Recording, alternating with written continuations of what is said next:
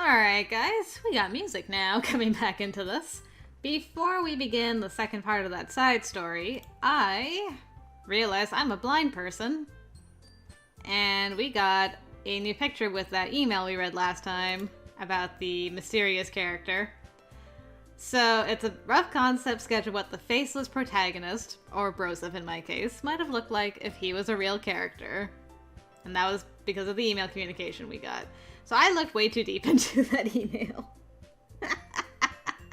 It was just the MC. That's who they were talking about. It is confirmed. So there you go. Okay, now we can move on with our lives. Let's do Trust Part 2. Yes.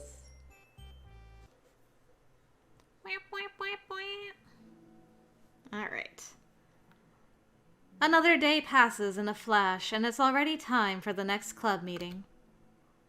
Although Monika should have come up with a plan for today's club tasks, she hasn't been able to shake her guilt and anxiety after reading Sayori's poem. I'm so stupid. How did I let myself be the center of attention? Sayori is going through these kinds of feelings, and I'm letting her comfort me instead of the other way around. What kind of club president does that? This whole time, I didn't think to ask about her own feelings. So much for this stupid vision. Sayori enters the club room with her usual smile. But upon seeing the downcast Monika, her smile quickly fades into an expression of concern. Monika? Is everything okay? I'm really sorry. I'm such a terrible friend. Huh? What are you talking about? You're an amazing friend. Monika shakes her head. I made this all about myself. Even you said so yesterday. You told me that I'm trying to make the club that I need the most, right? But my problems are so trivial compared to yours. Sayori responds quietly. What are you talking about? But as she says that, her face darkens. Through the silence, Sayori mutters her realization. I left my folder here. Monika stares blankly ahead, unable to come up with a response. I wasn't ready to share those. Now you're worrying about me. I don't want that. But why? We're friends, right? Wordlessly, Sayori nods. Friends look out for each other. I want to be here for you as much as you're here for me. Another long moment passes in silence. The air is incredibly heavy. This is different. It wasn't just about you yesterday. It was about the club. Besides, things were so happy yesterday. You don't need to do this all of a sudden. I don't want it. I like happy. So, if you do this, then you're just being selfish. Monika massages her forehead, struggling through the frustration of such a paradox. It's understandable that Sayori isn't ready to share certain things. I mean, you guys didn't know each other until 2 days ago, so, I mean, I think this is fair for Sayori to be like, I'm really not comfortable to talk about that right now, so. But as unfair as it is for Monika to pry, it's also painful for Monika to force herself to ignore the needs of her friend. I'm sorry I looked. I disrespected your privacy. No, I don't blame you for looking. You would have at least needed to check if it was mine. Yeah. Monika takes a deep breath.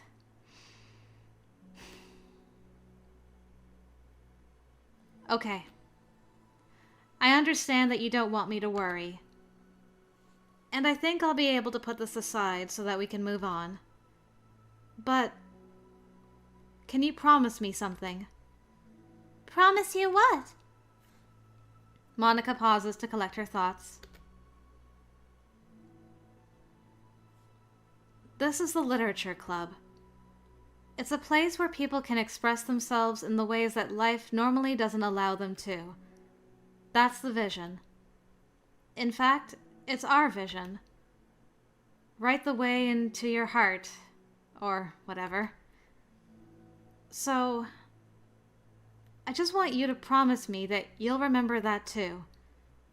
It doesn't have to be right now. But I want to be here for you when you need it. I want us to be ourselves like that. Sayori smiles gently. I'll promise if you promise. Unable to help it, Monika returns Sayori's smile. I promise. Me too. As the conversation closes, the mood in the room is lifted. With that behind them, it's time to proceed with the club activities. That was a really sweet conversation. Very respectful. Very friendly. That was nice. So, wanna teach me about poetry? Huh? But what about recruitment? It's fine. We have plenty of time for that. But right now, I feel like I want to do this. I mean, I do have to fulfill my end of the promise. You know? There's no way I could say no to that. Just don't expect much. I do a lot of writing, but it's not like I'm a scholar or anything. That's fine. I think I just need, like, some motivation. I never know where to start when it comes to writing poems. Starting isn't so hard. You kind of just need to write down your feelings and see where it takes you. Yeah, but that wouldn't come out any good. It's not supposed to. You're gonna have to fight your perfectionist mind on this one. You can just start by writing your feelings and see what kinds of things it makes you think of. And then you can turn your feelings into a little story. You can get your feelings down first and then make it sound pretty later. It's not like building a railroad where you go from one end to the other. It's more like a collage where you find all the things you want to put in and then you arrange them in a pretty way. At least that's how I do it. It's not like it's the only way, but it's a really good way to not get stuck right at the beginning. I understand. Yeah. I always get so caught up in how it sounds that I forget about what's actually important. Monika pulls out a pen and paper to start writing on. Stop being a perfectionist. You idiot. Oof, I felt that one. The amount of times I've had to say that to myself, like, stop it, you idiot. Oh, Monika. I'm just kidding. Monika scribbles out, you idiot, after she writes it down. No, keep it! What? Why? Are you calling me an idiot? Of course not. But the point is that you're not supposed to police your feelings, right? Be as dramatic as you want. But I was just... Well, yeah. Underneath the scribble, Monika rewrites, you idiot. She stares at the paper. Her words stare back at her. It's kind of funny how I wrote down what I'm mad at myself for, and then I did that exact thing anyway. Yep. This is really gonna take some getting used to. I believe in you. Thanks. I do too. Me, I mean. But also you, of course. Monika continues the exercise, jotting down her thoughts. It's surprisingly quite a struggle to write without overthinking it. But after a while, with Sayori's guidance and encouragement, Monika's sheet of paper begins to look fairly lively, peppered with all of her random thoughts. Phew. Monika looks up and down at her sheet. Gosh, I feel so tense looking at this. I hate it. But it's also kind of liberating. Mm-hmm. I can tell how hard you're trying. It makes me happy. I think you'll be good at writing poems. Don't give me too much credit. I'd have to try really, really hard at it. But I think it's something that I'll enjoy doing. With you. Sayori beams. I'll stop here, but we still have time. Let's try to work on a new flyer for the club. I won't be so picky about the language. Yay! Let's do it! Monika and Sayori proceed with their work. With each passing day, the two of them become more confident in the club.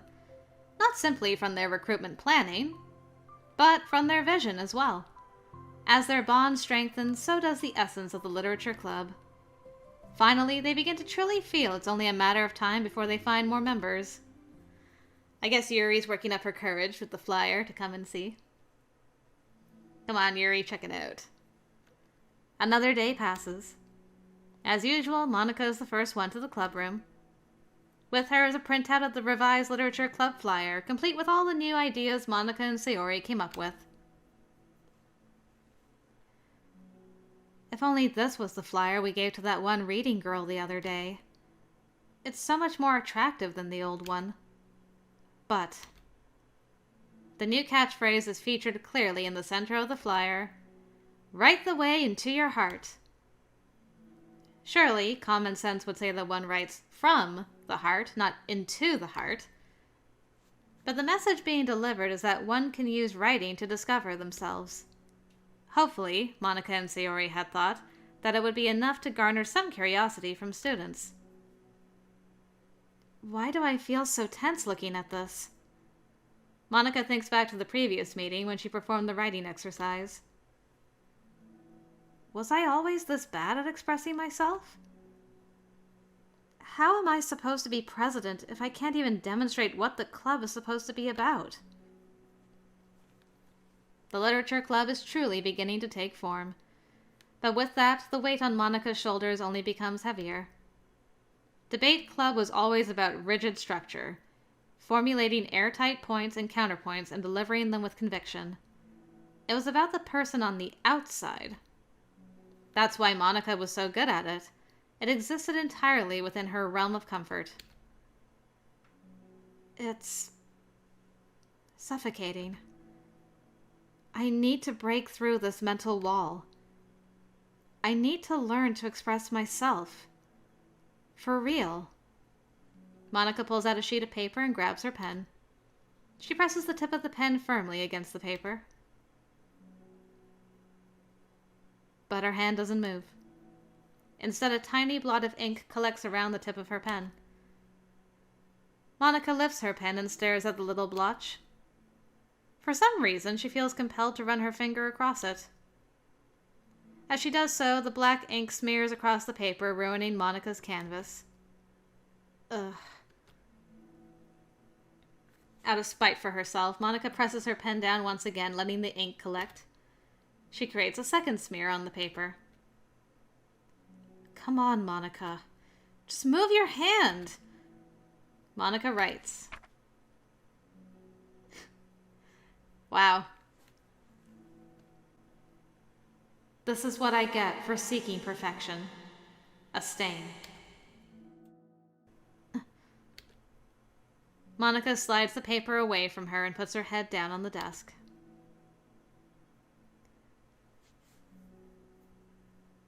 The air conditioner seems louder today.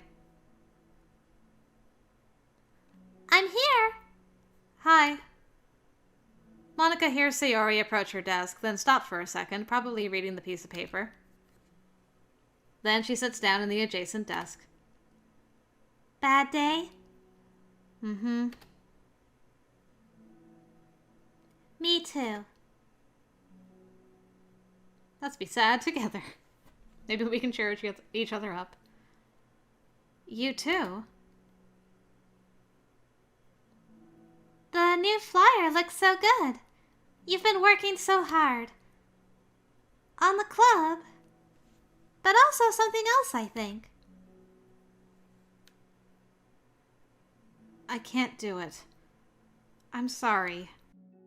It's so hard to just be vulnerable. Sayori takes the sheet of paper from Monika's desk. She writes something down, then stares at it for a while.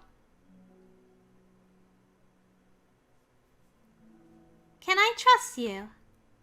Of course. You can trust me with anything. Sayori gazes at Monika with sadness in her eyes. Understanding the signal, Monika takes the paper from Sayori's desk and reads it.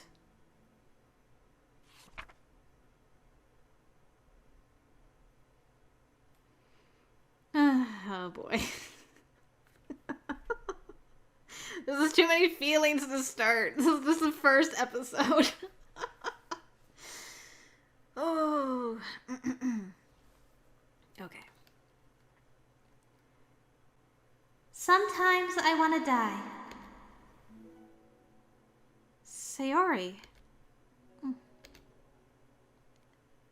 This is really hard for me.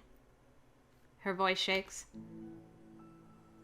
So, if I can do it, then you can too.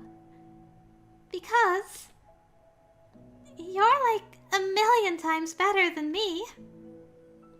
That's completely not true. Sayori takes a deep breath, trying to steady herself. That's something about me that I've never told anyone before. Even now, my head is like screaming at me to stop. Wait! You don't have to force yourself. I mean, just because of the promise yesterday. I want to. It just feels right. I mean, maybe it's part of the reason I came to this club in the first place. This is the literature club. I trust you, more than I'm scared. At those words, Monika stands up. Sayori must have taken days to work up the courage for this. Were Monika's own futile, but genuine, efforts actually the push that Sayori needed? Sayori's deliberate breaths can be heard over the air conditioner. As she prepares herself to continue, Monika waits in gentle silence.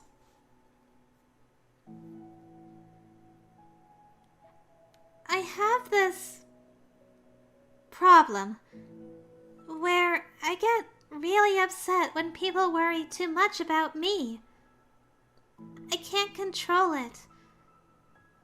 It's like, why waste your energy worrying about me when you can just be happy instead? So I never tell anyone about these kinds of thoughts that I have. It's so much easier to just smile and help everyone else be happy. But that's terrible. That's what Monika wants to say, but she stops herself in fear of saying the wrong thing. It's just that if everyone knew about it, they wouldn't treat me the same anymore. Like, whenever I'm not smiling, everyone would worry about me and ask me what's wrong. I know that. Because it used to be like that. Sayori pauses, seeming to recall something in the past. I just want everyone to be happy.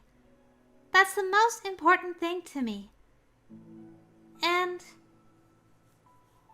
letting people look inside my head doesn't bring happiness to anyone. Sayori pauses again, her solemn expression making her look almost like an entirely different person. How did you find the courage to tell me this? You're not worried that I'll be one of those people too? I am worried.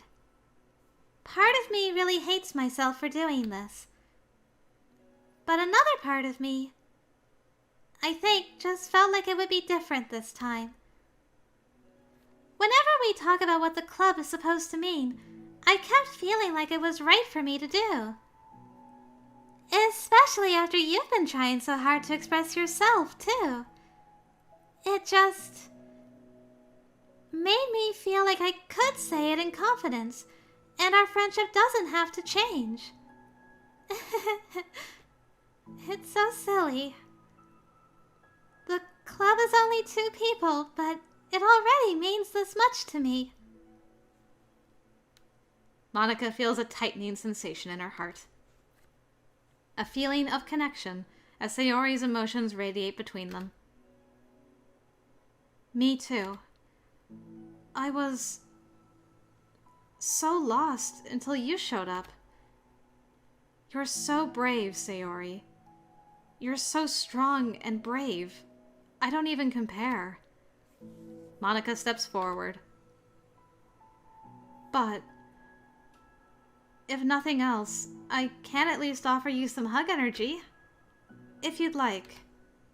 Yay, hugs! Aww.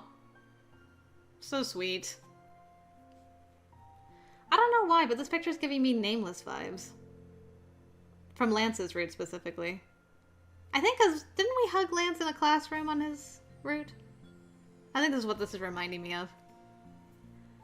Wordlessly and without a smile, Sayori rests her forehead on Monika's shoulder. Through their contact, Monika can almost feel the torrent of thoughts swimming in Sayori's head. And in this moment, enchanted by the air of the club, Monika realizes that of all the days that have passed, this is the one where she really, really hopes that nobody new walks through the door. Aww. She speaks softly. You're like the sweetest girl I've ever met. You can say anything. I'll never judge you. I promise. Sayori's breath begins to quiver. She takes several deep breaths, trying as hard as she can to start speaking, to say the things she never once dared to say out loud.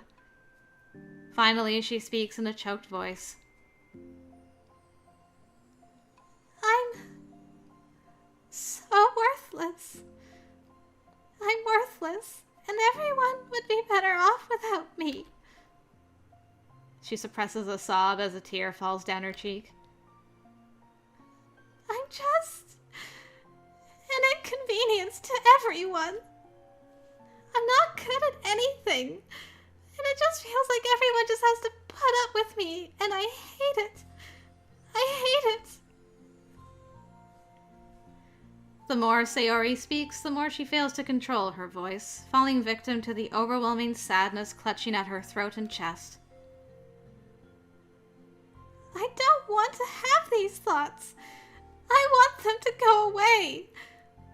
And now I'm making you put up with me, and I just want to die. As soon as Sayori loses her composure, Monika becomes determined to keep her own. She only wants to be what Sayori needs right now. So, she won't let any sadness show. Her voice comes through as soft and gentle. This isn't putting up with you. It's just being your friend. Monika offers a few words of comfort. But she knows, Sayori said it herself, that the thoughts Sayori experiences are ones that don't belong. And Monika can't magically make them go away. The most she can do is help Sayori battle them, like any good friend would do. You have so much value. To me, and your other friends too. This club wouldn't have been the same without you. I really, really mean that. You coming here was the best thing that could have happened. Even if we never got any other members, I would still be happy. That's what you brought here. You brought us a vision. And you also brought happiness. And that's your favorite thing to do, right? Sayori doesn't respond, but Monika feels her gently nod. No more words are needed between them. The two share their embrace for a while longer, Monika letting Sayori take as much time as she needs. Once her breathing steadies and her sniffles fully cease, Sayori lifts her head and wipes her eyes.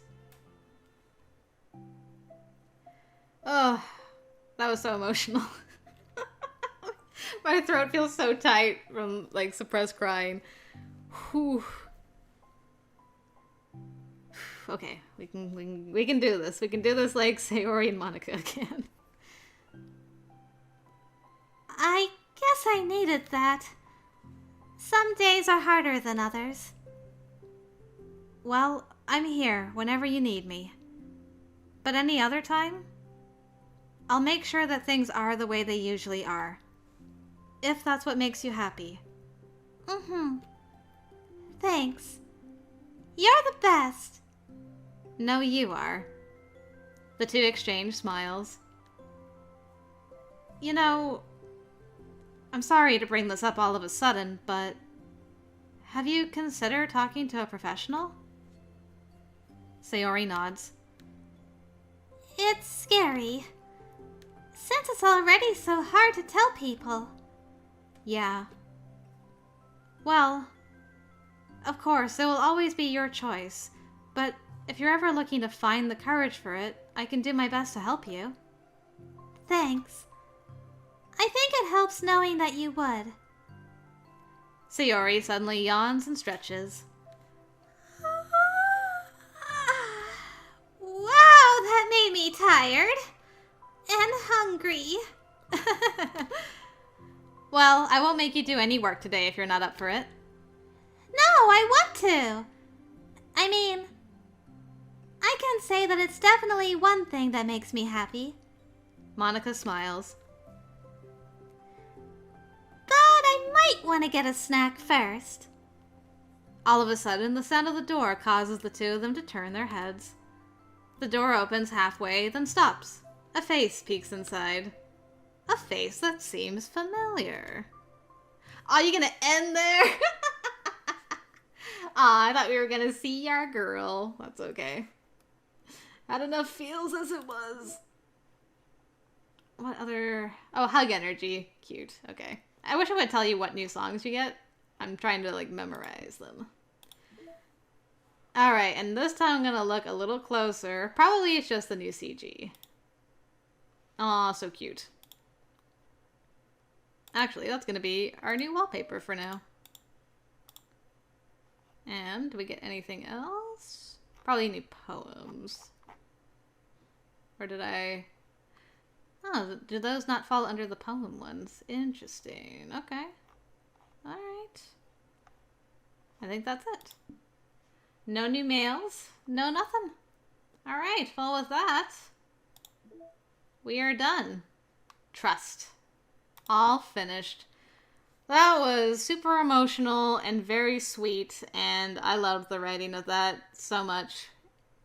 Such, I don't know, it was just so wholesome, really. The two of them being there for each other. That was very, very touching. Oh, okay. Well, with that, we are done with our very first side story of Doki Doki Literature Club Plus. I hope you guys enjoyed it. And now we're going to take a break. As quick as that was, and we are going to go and play Cinderella,